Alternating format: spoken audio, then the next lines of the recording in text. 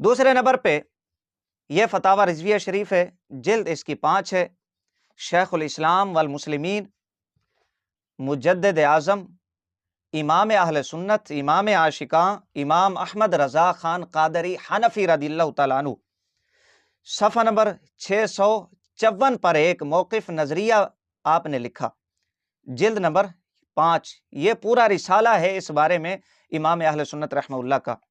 جواب دیتے ہوئے فرماتے ہیں حق یہ ہے کہ اذان مذکور فی سوال کا جواز یقینی ہے۔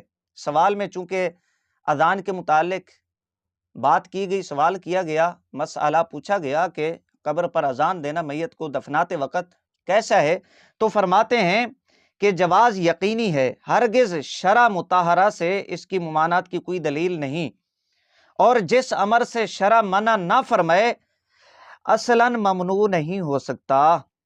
یہ امام اہل سنت رحمہ اللہ۔ اس بات پہ پھر میں ایک دیوبندی اصول بھی پیش کرتا ہوں، ابھی بات بالکل واضح ہو جائے گی۔ مزید کیا فرماتے ہیں اعلی حضرت رحمہ اللہ؟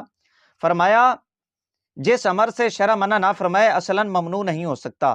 مزید فرماتے ہیں قائلان جواز کے لیے اسی قدر کافی جو مدعی ممانعت ہو دلائل شرعیہ سے اپنا دعویٰ ثابت کرے۔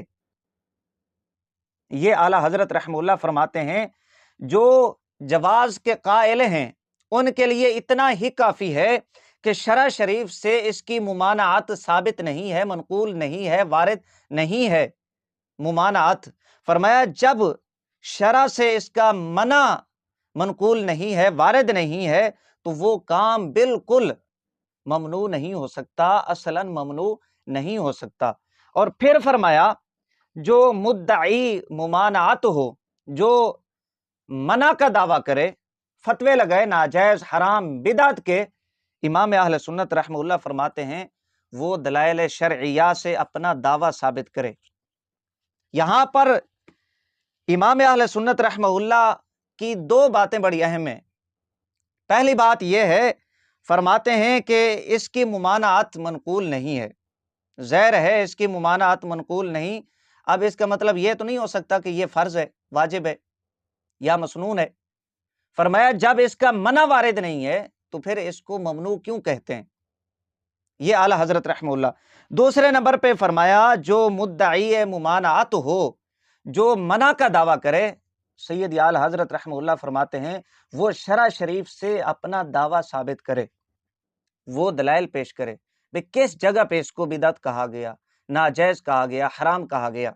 یہاں پر اب امام اہل سنت رحمہ اللہ کی اس بات کی تائید میں کہ جو مدعی ممانعت ہو دلائل شرعیہ سے اپنا دعویٰ ثابت کرے، ایک عبارت، ایک اصول پیش کر دیتا ہوں دیوخانی فرقہ کی کتاب سے۔ دروس مناظرہ، وہابی دیوخانی فرقہ کے مولوی ساجد خان کوڈو، یہ حال ہی میں جناب کے دروس شائع ہوئے ہیں، جو کھچیں، جو چولیاں جناب نے ماری ہیں اس میں وہ اپنی جگہ، یہاں پر ایک اصول، ایک عبارت آپ سماعت فرمائیں، وہ اس بات کے متعلق ہے جو اعلی حضرت رحمہ اللہ نے بیان فرمائی ہے۔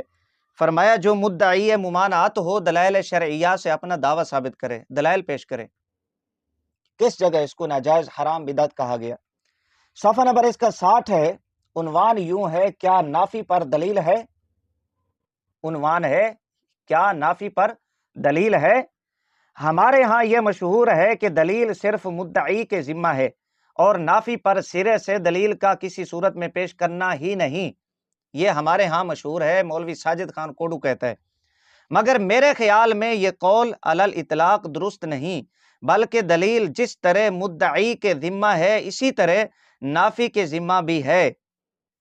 یہ صفحہ نمبر 60 پر مولوی ساجد خان دیوخانی دروس مناظرہ میں یہ بات کہتا ہے۔ امام اہل سنت رحمہ اللہ بھی یہی فرماتے ہیں، جو منع کرنے والے ہیں، بدعت ناجائز حرام کے فتوے لگانے والے ہیں، انہیں چاہیے کہ وہ دلائل شرعیہ پیش کریں، ممانعت پر دلائل پیش کریں۔ اب نجیب دیوخانی صاحب کو چاہیے کہ مولوی ساجد خان دیوخانی کے مطابق دلائل پیش کرے، بھئی کس جگہ اس کو حرام کہا گیا، کس جگہ بدعت کہا گیا، دلائل شرعیہ پیش کرے۔